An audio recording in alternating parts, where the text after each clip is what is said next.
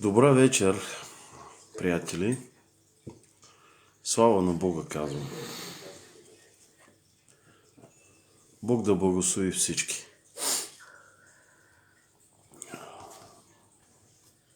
Днес качих една публикация, приятели. И снимката не е много очарователна. Но знаете ли, бих казал така, много е истинска, приятели. Снимката не е много очарователна, но е много истинска. Защо го казвам? Защо го казвам? Сега след малко ще ви зачита, приятели, едни неща от Божието Слово. И ще погледнем Бог колко обича нещата. Бог, както и снощи говорих върху добрите дела на плътта и лошите дела на Святия Дух. Защо го казвам, приятели? Защо го казвам? Днес отново ще обърнем парадигмата, приятели. Защото това е реалността днес. Това е реалността. Не е християнството, бих казал. Това, което Христос ни остави, приятели. Христос остави едно християнство, което днес ние не го виждаме. Християнство, което беше изпълнено с Божия Святи Дух. Християнство, което следваше Христос. Християнство, което се движеше като Христос. Днес наблюдаваме, за съжаление, наблюдаваме християни или християнство, които следват други християни, които следват лидери, които следват всевъзможни хора, но не и Бог. Искам да ви зачита сега няколко неща, приятели. Ще ги зачита така, както Библията ги казва. И след това ще обърнем парадигмата. Защо го казвам?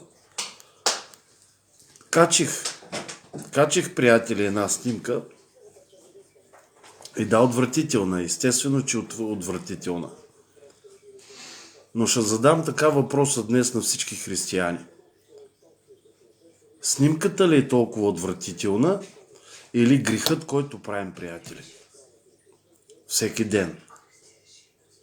С нашето беззаконие, с нашите сласти, с нашите безумия. Кое е по-правилното? Кое е по-правилното, приятели? По-правилното е да кача една снимка, която може би да се изобличат християни и да влезат в правия път,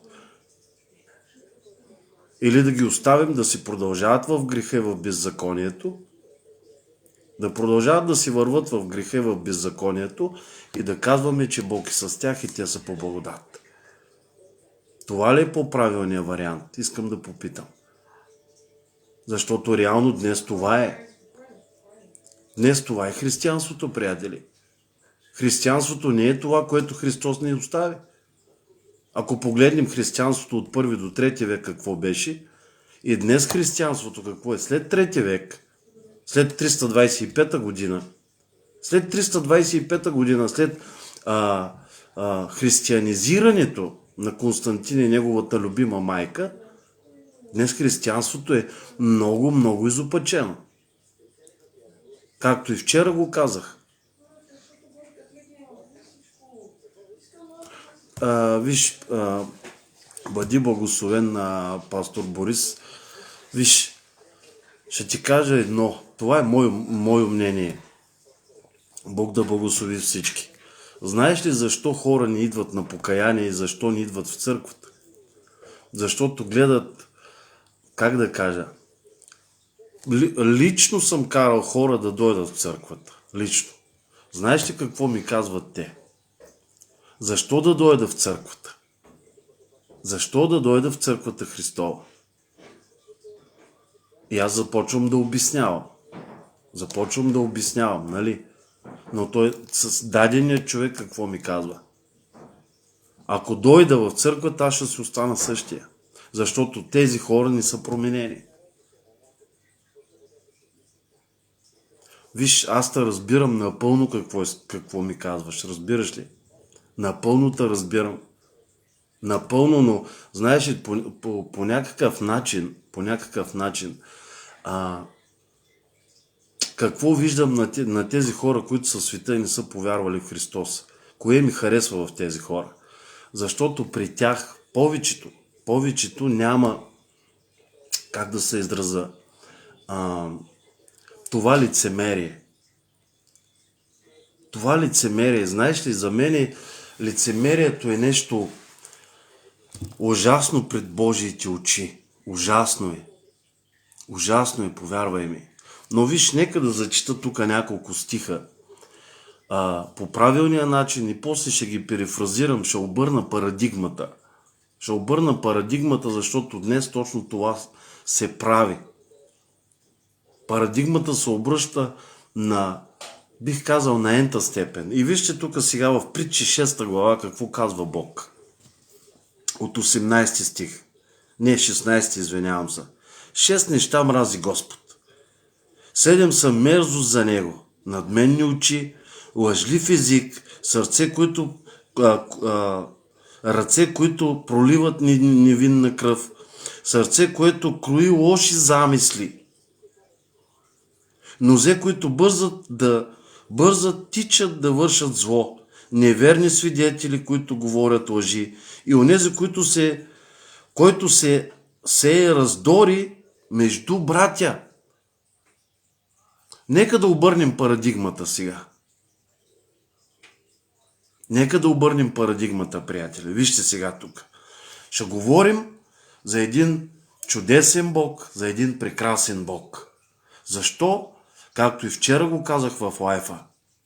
Тези, които разделиха Богът от Стария завет и Бога в Новия завет, защото днес са дели на добрия Бог в Новия завет, Исус Христос, и лошият Бог, който е в Стария завет, днес ние ги делим на добрият и на лошият Бог.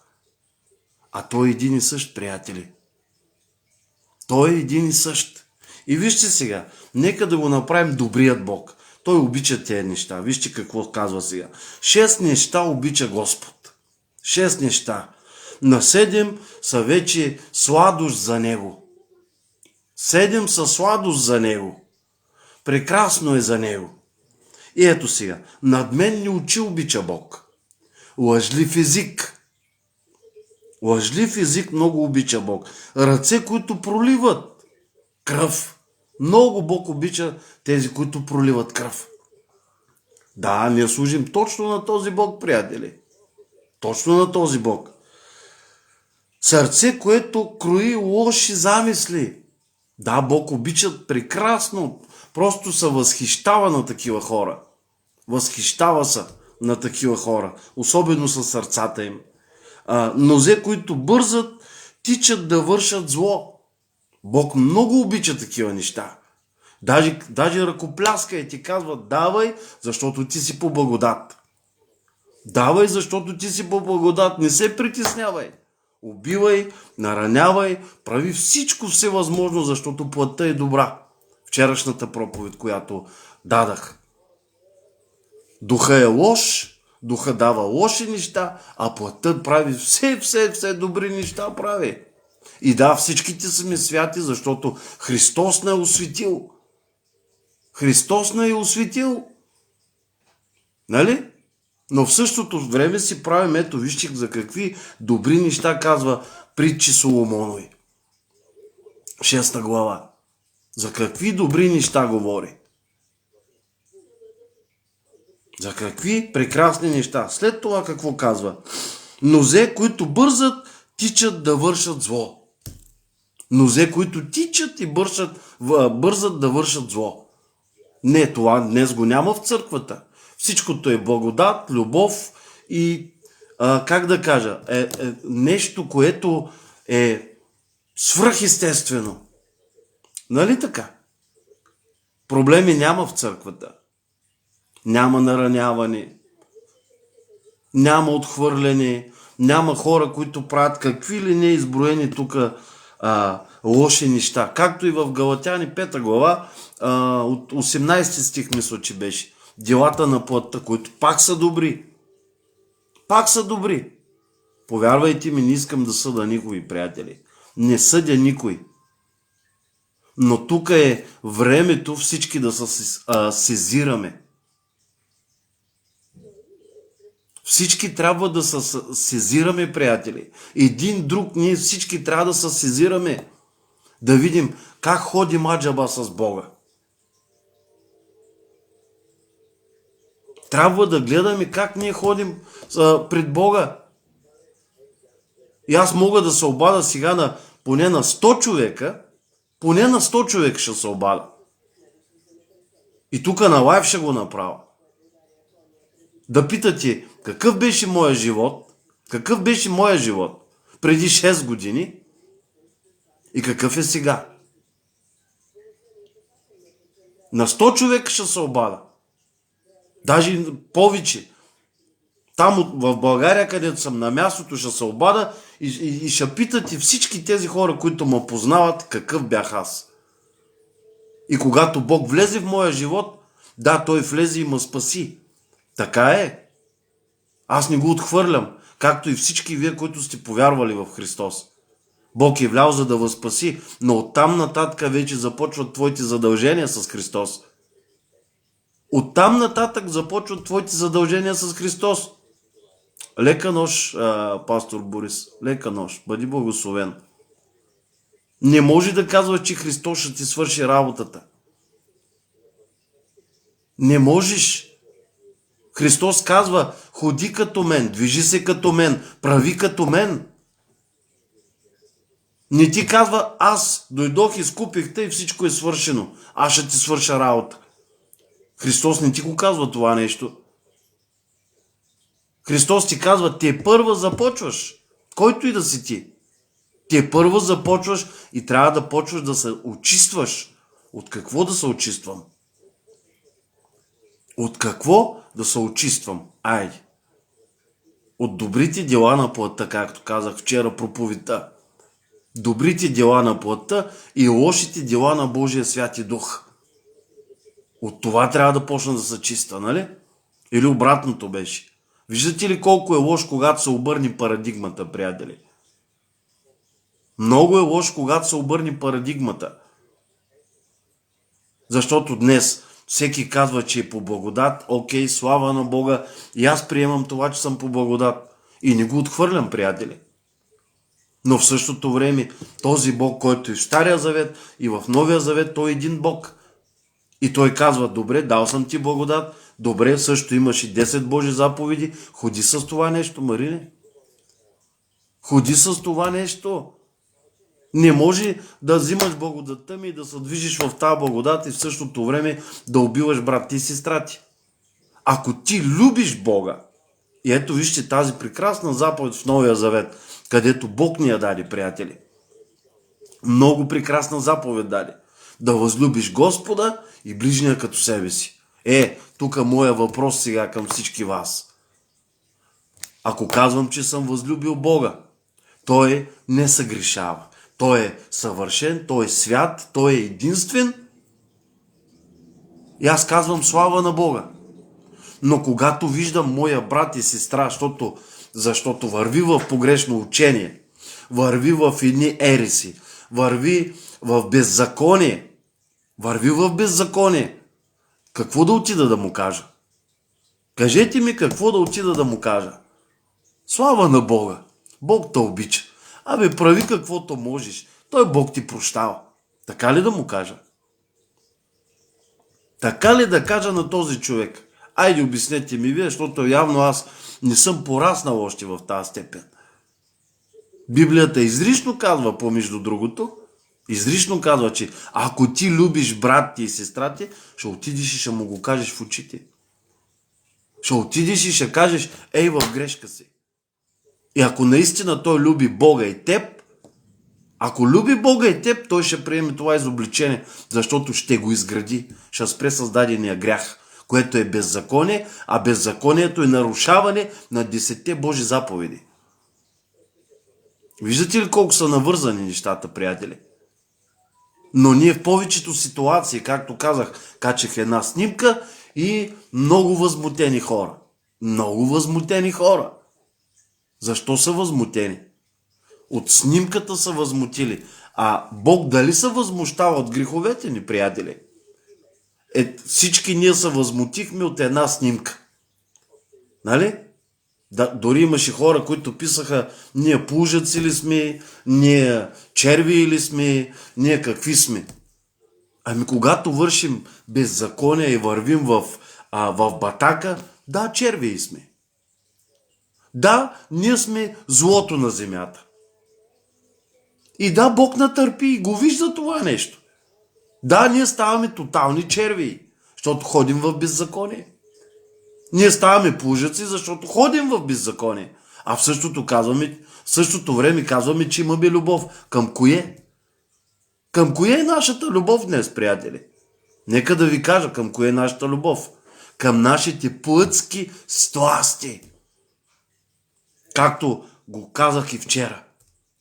Нашата любов е към нашите плътски действия. Да се покажем колко сме велики, да се покажем какви сме добри проповедници, пастори, братя, сестри, хвалители, как спасяваме хора. Ама това не е... Това е тук лъжата на дявола. Ние искаме припълнена църква да са пълни по шевовете. Да са пълни по шевовете тази църква, но в същото време дали има качество в тази църква? Има ли качествени хора, бих казал? Качествени последователи на Христос, които да кажат: да, аз съм готов да отида и в затвор. Аз съм готов и да ме разпънат с главата надолу. Аз съм готов да ме заключат там и да ме бият с камшик и да се радвам заради това, че са ме набили. Не. Това християнство е лошо християнство. За това християнство Павел не говори. Павел говори за благодат. Петър говори за благодат. Апостолите говорят за благодат. Те не говорят за побоища, не говорят за страдания, не говорят за какви ли не мъки. Благодатта е дадена да живееш в охолство. Благодатта е дадена да отидеш на църква, да направиш селям на определените хора, нали? Салям алейкум, салям алейкум. Другите да ги отхвърлиш и това се казва, че ти си по Божие творение, ти си Божие дете, че ти обичаш Бога и обичаш ближния. Кой? Който ти показва само на тебе почет и ти показваш на него? Това ли е Бог? Обяснете ми, защото явно съм прост напоследък, приятели. Простея явно. Простея. И както казах и вчера, и днес ще го кажа, потърсете го, намерете го. Тези личности, които вкараха тези ереси след 3 век, те напълниха християнството с най-големия боклук. Най-големия боклук напълниха християнството. С най-големия боклук. Като хванеш от Маркион, 135 или 165 година след Христос, след това имаме Мартин Лутър, имаме Августин, имаме Жан Калвин и всички ти говорят за благодат, бе. Всички ти говорят за благодат и отхвърлят Божия закон, бе, който е непроменим. И ето за това, като качих тази снимка, че всичките сме черви и плужаци, когато правим и вършим беззаконие, когато вършим, хората се разсърдиха, защото се намериха в тази снимка. Хората се намериха в тази снимка, затова пишат какви ли не коментари. Но ако си се намерил, просто се покай и кажи: да, до днеска или до вчера ходих наистина в беззаконието и в греха, от днес, Боже, искам да се промена. Искам да се промена, Боже, Да, аз приемам Твоята благодат, но повече няма да върша беззаконие. Ще се старая да хода в беззаконието Ти, Господи. Това е, приятели. Това е самата истина. Защото когато обърнем тази парадигма, която четах в Притчи 6 глава, на всички ни харесва. На всички ни харесва, защото плътта е едно чудовище. Едно чудовище, което само иска да лапа. Плътта ни е едно чудовище, която казва това искам, това искам, това искам, това искам. И ето, както го прочетах, нали. 6 неща мрази Господ, на 7 са мерзост за Него. Надменни очи, лъжлив език, ръце, които проливат невинна кръв, сърце, което крои лоши замисли, нозе, които бързат, тичат да проливат, да вършат зло, неверни свидетели, които говорят лъжи и онези, които се раздори между братя. Виждате ли? Това иска плътта, както и Галатяни 5 глава, 18 стих да се прочетете. Делата на плътта. И вчера и там обърнах парадигмата. Защото Бог обича тези неща. И ние трябва да ги обичаме. Нали така? Не, няма как да ги обичам, приятели. Не мога. Не мога, повярвайте ми, не мога да обичам такива неща. Аз съм, както съм си говорил с много мои приятели, с много мои братя и сестри, аз казвам всичко в очите на хората. Има една приказка в нашия край. Право куме в очите. Ако ме приемаш такъв какъвто съм, приемаш ма. Ако не, губиш ма като приятел. Губиш ма като приятел. Губиш ма като брат в Бога. Това правиш и Христос, приятели. Христос отиваше и директно ги изобличаваше в очите. Павел, левита, Павел свещеника, Павел еврейна, Павел законникът, същото го правеше. Същото го правеше, приятели. Отиваше и казваше, там ви е проблема, там ви е проблема, там ви е проблема, там ви е проблема. Докато вижте Петър. Вижте Петър. И да, пак Бог го избра. Пак Бог го избра. И му каза, нали, когато ядеше в една ситуация с езичниците и дойдоха евреите, той се отстрани от езичниците и отиде при своите братя. Напусна езичниците, защото иначе щяло да се омраси преди да дойдат евреите. Ето точно това е днес църквата, приятели. Ето точно това е църквата. Когато общуваш, примерно, с мене и дой някой по-високо поставен така, отиваш при него и мен ме загърба, защото аз съм нишият. Или ти си нишият, или другият е нишият. И казваш, да върви на страна, защото той е много многослови, много философства.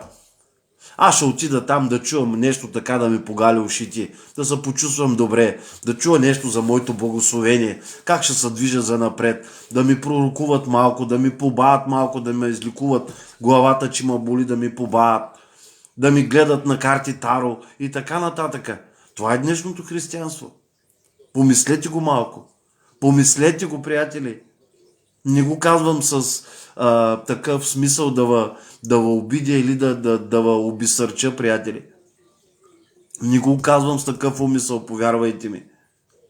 Казвам го с умисъл, за да се сезирате всички и да видите в какво вярвате, в какви хора слушате и така нататък и така нататък.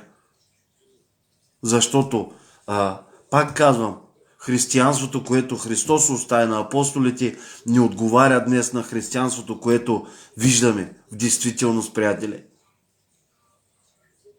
Не отговаря, защото ние правим огромни компромиси, приятели. Огромни компромиси с греха. Огромни. Повярвайте ми, че е така. Огромни компромиси правим, приятели. И ето после се чудим, когато става нещо в дома ни. Върху децата ни, върху семействата ни и така нататък. Не си мислете, че това е дявола. Не си мислете, че Бог идва за да ви накаже. Това е защото всички ние ходим в беззаконието, приятели. И когато има беззаконие, нали се сещате, че ако аз купа 1 кило домати, аз трябва да платя цена за този килограм домати. Ако отида да купа една рибица тук в транжорната при мене, която струва 25 евро и искам да я взема, за да направя на семейството ми храна, аз трябва да платя цена. Така че може да платиш и добра цена, като изпълняваш Божия закон и се движиш в благодат, любов и истина, но в същото време, когато ходиш в беззаконие, да, имаш благодат, но тази благодат ни те кара да грешиш. Тази благодат ни те кара да вършиш беззаконие и да не спазваш 10 Божи заповеди. Не ти казва благодатта, отиди и прелюбодействай. Благодатта не ти казва, отиди и кради. Благодатта не ти казва, отиди и нарани брат ти и сестра ти. Благодатта не ти казва, отиди и проливай невинна кръв. Благодатта не ти казва, тичай да бързаш да щупиш на някой краката. Нали? Така че, нека малко да видим в името на Христос къде се движим, приятели. С кого се движим, как се движим, защо се движим и най-важното, приятели, най-важното и с това ще приключа. Каква е нашата цел? Каква е нашата цел? Вчера го казах и днес ще го кажа. Моята цел. Един ден да достигна там, докъдето Христос ме е призвал. Един ден да се видим с Него в рая.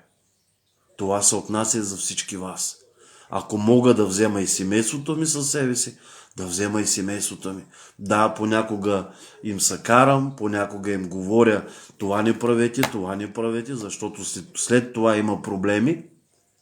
Но, важното е колкото може повече човеци да ги вземем с нас и да ги научим на правилното учение, приятели. На правилното учение, не на погрешното учение. Защото днес има ериси и много фалшиви ериси. И точно с това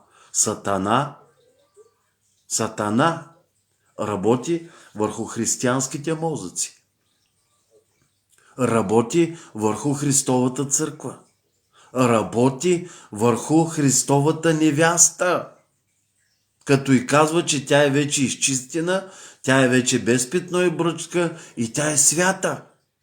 Но когато дойде Христос, тогава ще си проличи църквата. Дали е невяста Христова, дали е без петно и бръчка или е като далматинец. Тогава не знам какво ще правят много от моите мили братя и сестри християни. Не казвам, че аз ще бъда спасен. И аз мога да се греша.